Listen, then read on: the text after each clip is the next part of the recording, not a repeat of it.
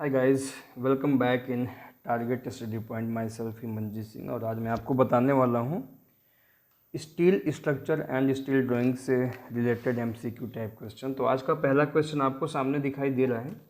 Minimum elongation of mild steel and HYSD बार। मृदु इस्पात तथा HYSD स्टील में न्यूनतम वृद्धि का मान कितना होगा। देखो ये क्वेश्चन रटने वाला है तो मैं आपको बता देता हूँ। माइल्ड स्टील और HYSD और FE 420 FE 500 के लिए, दोनों के लिए मैं बता दे रहा हूँ। आप इससे देखो 3 क्वेश्चन पूछा जा सकता है, क्या क्या उसको समझिए। अगर केवल माइल्ड स्टील पूछा जाए कि माइल्ड स्टील के लिए मिनिमम एलोंगेशन क्या होता है, तो माइल्ड स्टील को ऐसे भी पूछा जा सकता है कभी कभी कि FE 250 के लिए कितना होता है। FE 250 के लिए कितना होता है, तो FE 250 के लिए होता है 23%। अगर FE 420 की बात किया जाए तो इसके लिए होता है 14.5%। ठीक है। FE 500 की बात किया जाए अगर, तो FE 500 के लिए होता है 12%। ठीक है। तो इस चीज़ को आप जो है ध्यान में रखेंगे। क्वेश्चन यहाँ से 3 में से कोई भी एक क्वेश्चन पूछा जा सकता। तो आपको यहाँ पे माइल्ड स्टील और HYSD के लिए पूछा गया था, तो माइल्ड स्टील के लिए 23% और HYSD बार के लिए 14.5% होता है, यानी ऑप्शन C करेक्ट है। अगला question, a plate 10 mm thickness is to be joined to a plate of 12 mm thickness, the nominal diameter of rivet to make connection is. देखो ये क्वेश्चन सॉल्व करने वाला है।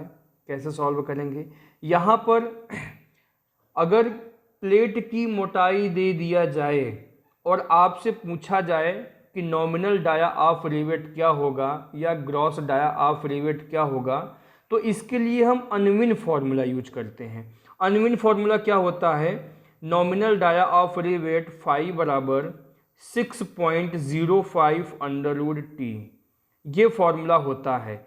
इस फॉर्मूले से हमें क्या मिलता है, नॉमिनल डायामीटर ऑफ रिवेट, तो 6.05 इंटू √T।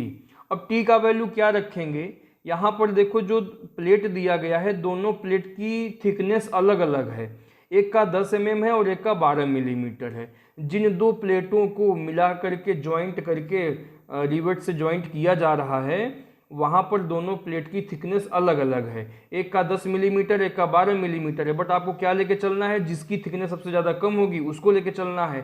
तो 10 मिलीमीटर कम होता है तो 10 लेके चलेंगे। और जब इसको सॉल्व करेंगे तो इसका वैल्यू कितना आ जाएगा, इसका वैल्यू आ जाएगा 19.13 मिलीमीटर आ जाएगा। आप इसे सॉल्व कर लेंगे। अब देखो ऑप्शन में 19.13 कहीं ऑप्शन में दिया गया है, नहीं दिया गया है। 18 mm दिया गया है, तो इस 19.13 को हम कह सकते हैं लगभग 18 मिलीमीटर। तो ऑप्शन ए करेक्ट है आपका। अगर यहाँ पे ये पूछा जाता कि ग्रॉस डाया ऑफ रिवेट क्या होगा, तो आप कैसे निकालते, 18 में 1.5 mm और प्लस कर देते, 19.5 mm आ जाता, तो वो ग्रॉस डाया ऑफ रिवेट हो जाता।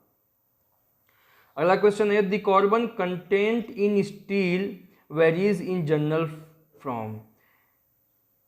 यहाँ पर ये क्वेश्चन देखो रटने वाला है कि इस्पात में कार्बन की मात्रा सामान्यतः कितनी होती है। इस्पात में कार्बन की मात्रा सामान्यतः कितनी होती है। तो मैंने आपको पहले भी बताया हुआ है कि स्टील में जो कार्बन की मात्रा होती है, टोटल मात्रा, मैं देखो यहाँ पे लिख दे रहा हूँ कि क्वेश्चन कई टाइप से आ जाते हैं। 0.15 से लेकर के 1.5% तक पाया जाता है। ठीक है। यहाँ पर ऑप्शन में क्या दिया गया है, 0.1 से लेके 1.5% तक। तो ऑप्शन बी करेक्ट है। इसमें क्वेश्चन में 3 क्वेश्चन पूछा जाता है। कभी कभी पूछा जाएगा कि माइल्ड स्टील में कितना पाया जाता है, तो माइल्ड स्टील में पाया जाता है 0.15 से लेकर के 0.30 तक पाया जाता है। अगर आपसे कहा जाए कि मीडियम कार्बन स्टील में कितना पाया जाता है, तो मीडियम कार्बन स्टील में कार्बन की मात्रा 0.25% से लेके 0.70% तक पाया जाता है। अगर आपसे ये पूछा जाए कि हाई कार्बन स्टील में कार्बन की मात्रा कितनी पाई जाती है, तो आप याद रखेंगे 0.70 से लेके 1.5% तक पाई जाती है। ठीक है, तो यहाँ से आपको 3 क्वेश्चन आपसे पूछा जा सकता है।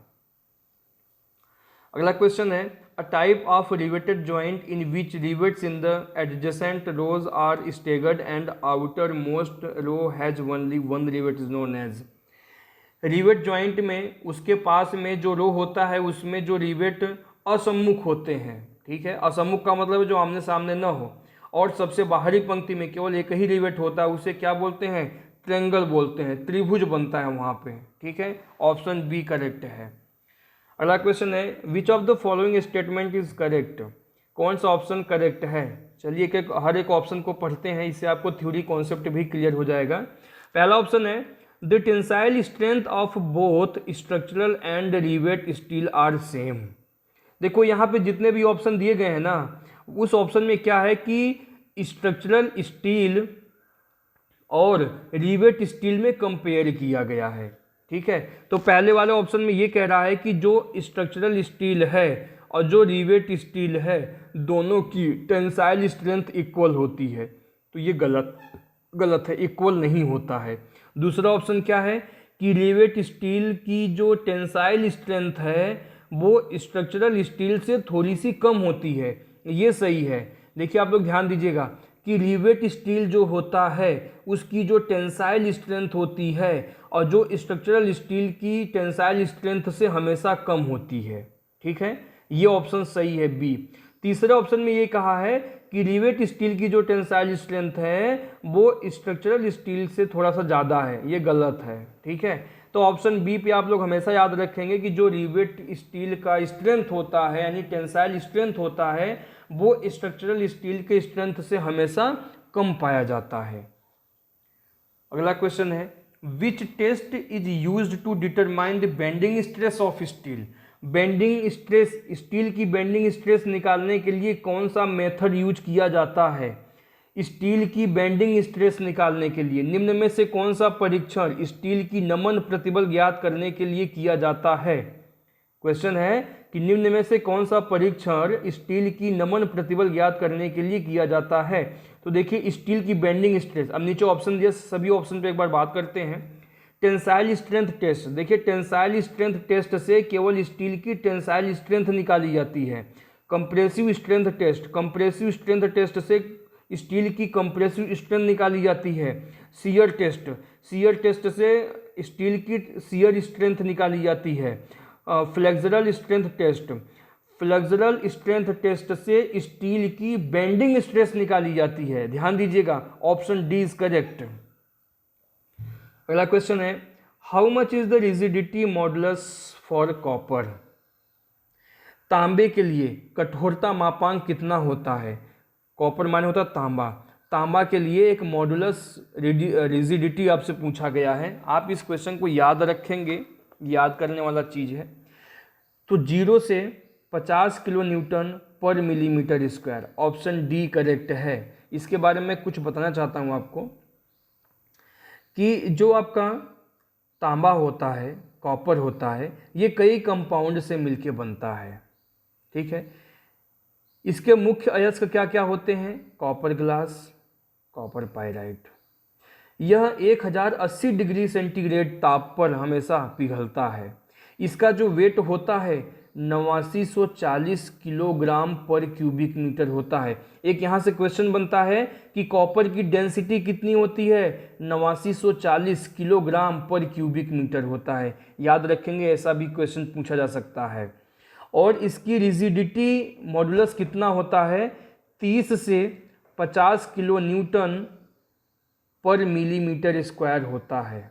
ठीक है, यहाँ पर ऑप्शन में हमने देखो लास्ट में डी में 0 लिखा हुआ है, वो थोड़ा सा गलत है। ठीक है, या तो ये ऑप्शन बी 0 से 50 किलो न्यूटन पर मिलीमीटर स्क्वायर। ठीक है, ऑप्शन बी इज करेक्ट है, होगा यहाँ पे ऑप्शन बी करेक्ट होगा। ये यहाँ पे डी गलत लगा हुआ है, ऑप्शन बी इज करेक्ट। 30 से लेके 50 किलो न्यूटन पर मिलीमीटर स्क्वायर होता है। ठीक है, which of the following has maximum ductility. बहुत ही अच्छा क्वेश्चन।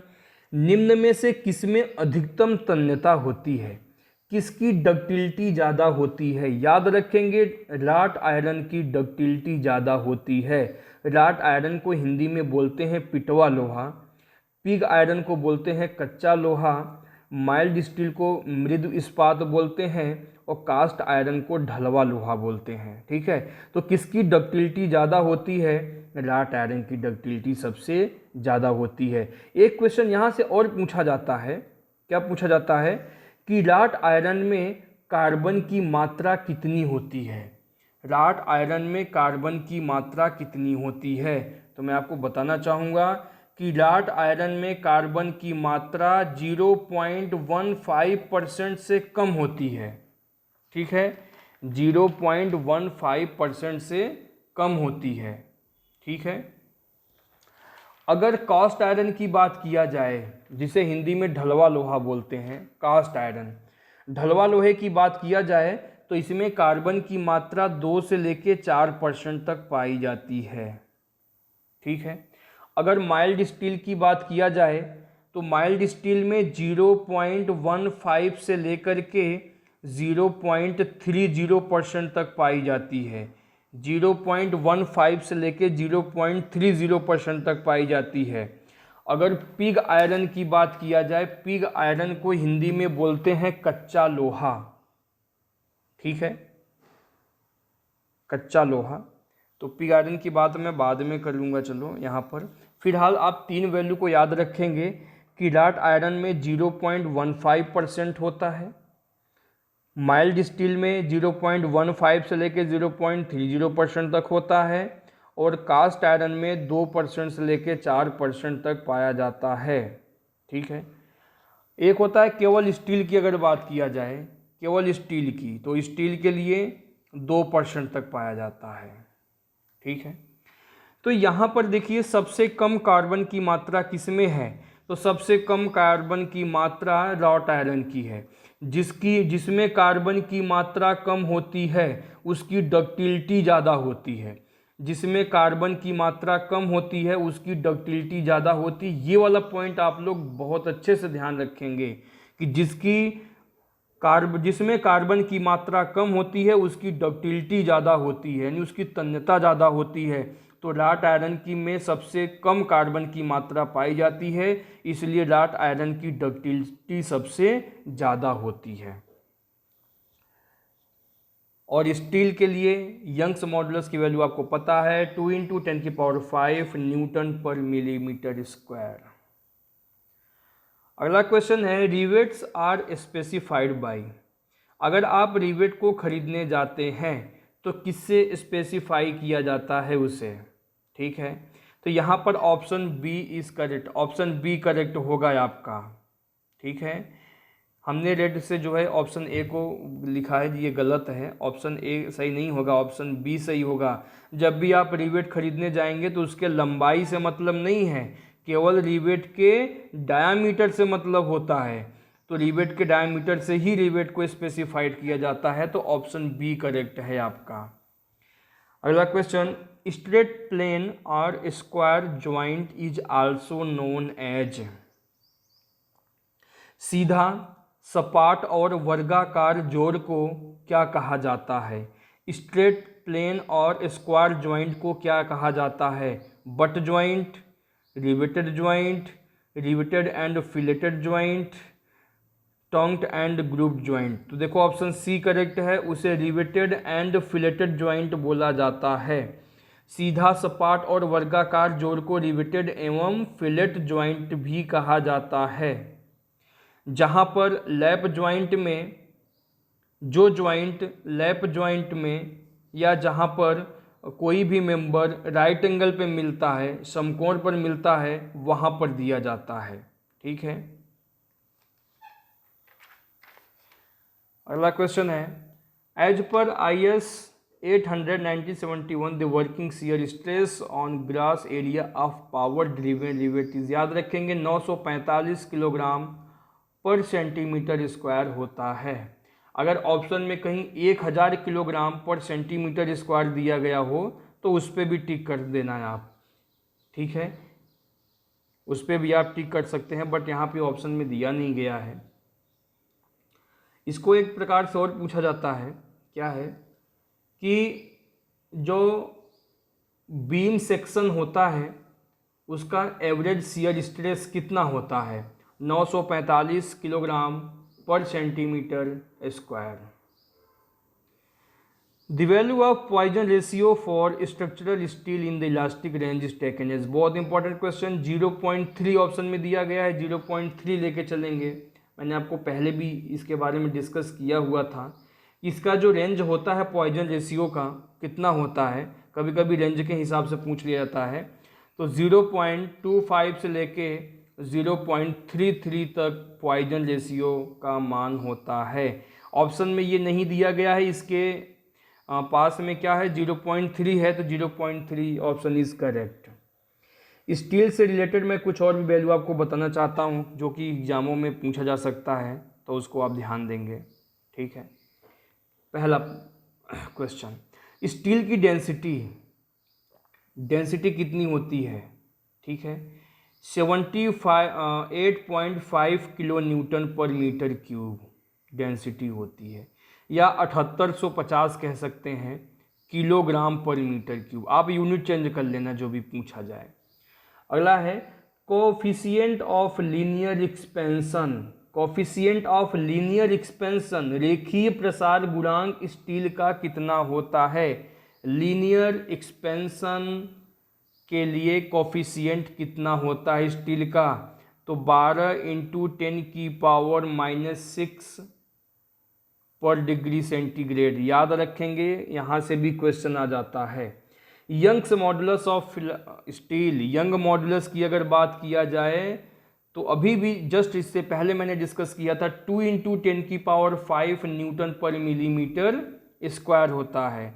2 × 10⁵ न्यूटन पर मिलीमीटर स्क्वायर यंग्स मॉडुलस, यानी यंग मापांक बोलते हैं।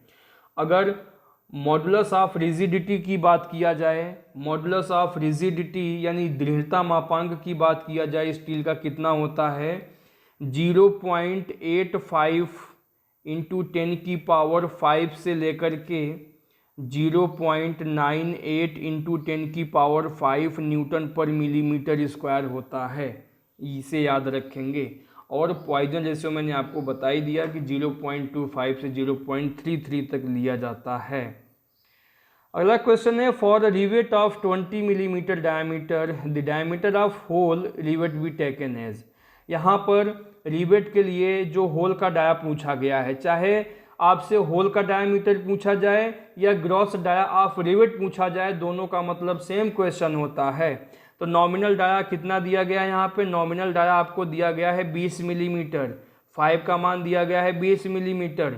आपको ग्रॉस डाया ऑफ रिवेट पूछा गया है, तो ये 25 mm से कम है तो 1.5 mm प्लस कर देंगे, 25 mm से ज़्यादा होगा तो 2 mm प्लस करेंगे, तो ये हो जाएगा 21.5 मिलीमीटर। तो यहाँ पर ऑप्शन 20 करेक्ट है। अगला क्वेश्चन है, which of the following types of the riveted joint is free from bending stress.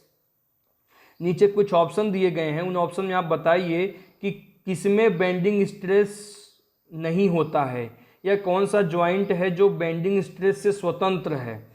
पहला ऑप्शन है butt joint with single cover plate. देखिए बट ज्वाइंट में सिंगल कवर प्लेट लगाएंगे तो उसमें बेंडिंग होगा। लैप ज्वाइंट में भी बेंडिंग होगा। But joint with double cover plate, इसमें बेंडिंग स्ट्रेस नहीं होगा।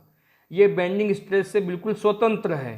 क्यों स्वतंत्र है, आप डायग्राम से भी समझ सकते हैं। बट ज्वाइंट क्या होता है, जब दो प्लेटों को एक दूसरे से सटाकर ज्वाइंट किया जाता है उसे बट ज्वाइंट कहते हैं, ठीक है। अगर इस बट ज्वाइंट में केवल एक ही तरफ कवर प्लेट लगा दिया जाए तब इसमें बेंडिंग स्ट्रेस होगा, लेकिन अगर दोनों तरफ कवर प्लेट लगा दिया जाए तो बेंडिंग स्ट्रेस नहीं होगा, यानी बेंडिंग स्ट्रेस से स्वतंत्र रहेगा। ऑप्शन सी करेक्ट है। और लैप ज्वाइंट क्या होता है, एक ऐसा ज्वाइंट जिसमें एक प्लेट के ऊपर दूसरी प्लेट को चढ़ा के ज्वाइंट किया जाता है, उसे लैप ज्वाइंट कहते हैं। तो इस लैप ज्वाइंट में देखो बेंडिंग स्ट्रेस होगा, ठीक है, क्योंकि इनके एक्सिस भी देखिए, एक्स एक्सिस भी सबके अलग अलग हैं, वाई एक्सिस भी अलग अलग है इनके, ठीक है।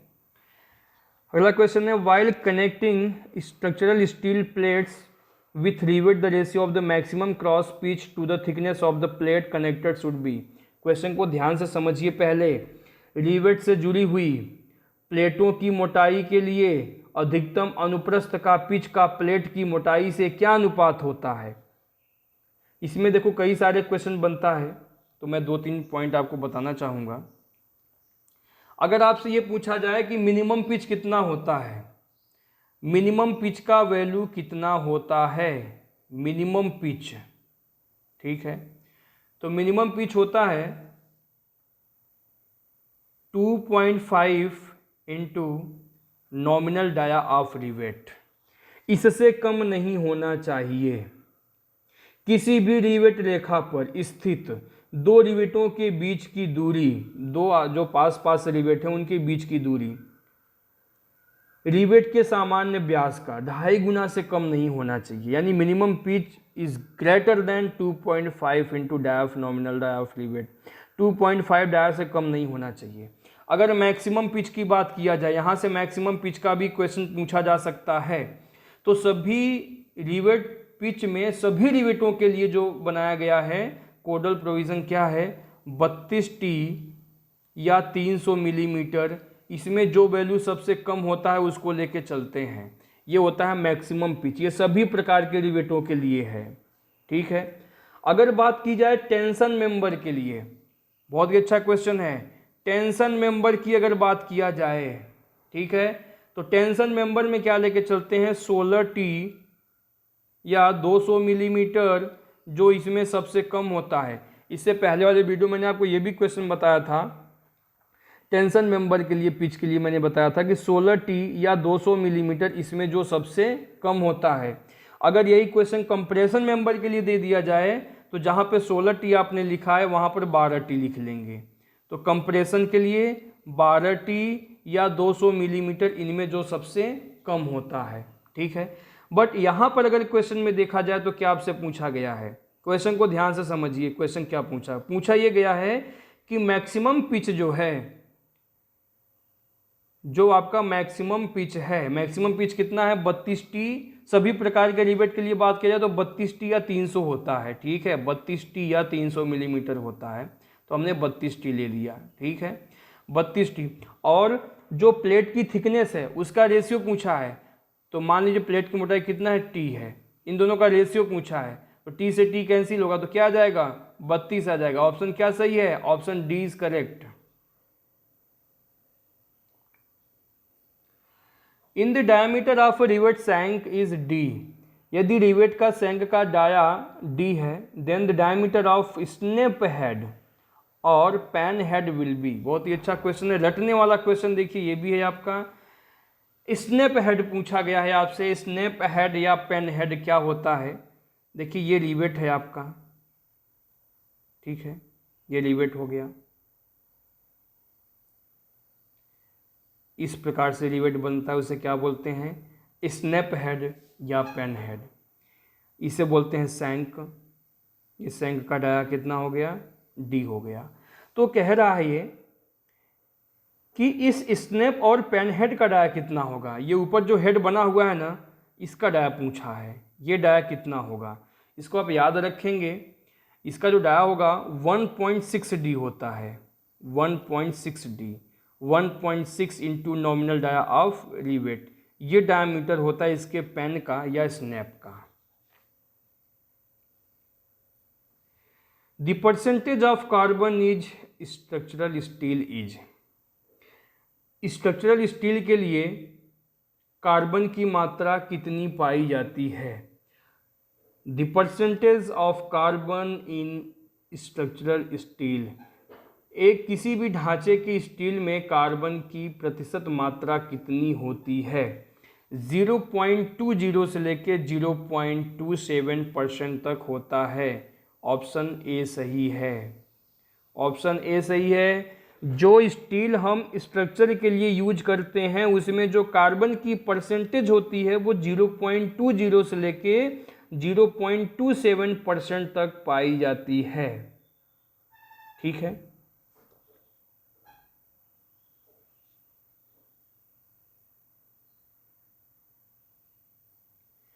For single riveted joint, the expected efficiency of the steel pipe joint is approximately, देखिए सिंगल रिवेट जॉइंट के लिए जो उसकी एफिशिएंसी होती है किसकी, स्टील पाइप की, 0.63 होता है एफिशिएंसी। ठीक है, याद रखेंगे इसको कि सिंगल रिवेटेड जॉइंट के लिए स्टील पाइप जॉइंट की एफिशिएंसी 0.63 होती है। रिवेट जॉइंट इज, रिवेट कैसा जॉइंट है, लैप जॉइंट, बिल्कुल लैप जॉइंट होता है, बट जॉइंट भी होता है, lap and butt joint both. तो ऑप्शन सी करेक्ट है, क्योंकि रिवेट जॉइंट लैप जॉइंट में भी होता है और बट जॉइंट में भी होता है। लैप जॉइंट में भी रिवेट लगा सकते हैं और बट जॉइंट में भी रिवेट लगाते हैं। ऑप्शन सी सही होगा। A riveted joint can fail due to, riveted joint किस किस कंडीशन में फेल हो सकता है। आप जानते हैं कि 3 कंडीशन में फेल हो सकता है, या तो टीयरिंग ऑफ प्लेट होगा, या तो शियरिंग ऑफ रिवेट होगा, और या तो बियरिंग ऑफ प्लेट और रिवेट ओनली। ठीक है, option D any of the above, इनमें से कोई एक सही है, बिल्कुल करेक्ट है, ऑप्शन डी सही है। या तो टीयरिंग होगा, या तो शियरिंग होगा, या तो बियरिंग होगा। तो आज के लिए बस इतना ही, फिर मिलता हूँ मैं नेक्स्ट वीडियो में। अगर आपको वीडियो अच्छा लगा हो तो लाइक कीजिए, ज़्यादा से ज़्यादा शेयर कीजिए। फिर इसी प्रकार वीडियो लेके आऊँगा नेक्स्ट वीडियो में, और ऐसे ही क्वेश्चन हम लोग वहाँ भी सॉल्व करेंगे।